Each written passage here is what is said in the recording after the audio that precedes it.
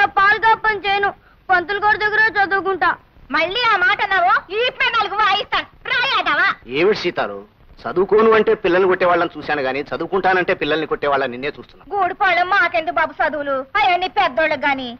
ఇంట్లో ఉన్న 4 కష్టపడితే గాని మా పొట్టలు గడవు. నేను పంతులు గారి దగ్గర చదువుకుంటానమ్మా. అత్త బావ చదువుకుంటానంటున్నాడుగా, చదువుకోనియే.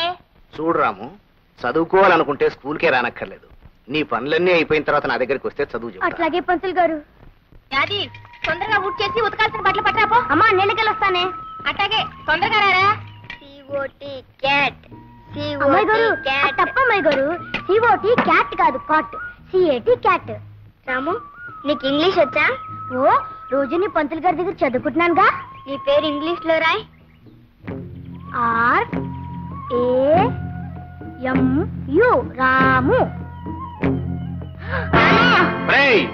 ఈ దాచినపల్లి హిట్లర్ రాఘవయ్య కూతురుతో సమానంగా గూడెం వెధవి, అంట్ల వెధవి పక్కన కూర్చుంటారా? అంటరాని వెధవలా అలా మూలన పడి ఉండగా పల కూర్చుని పక్కన కూర్చుంటావు.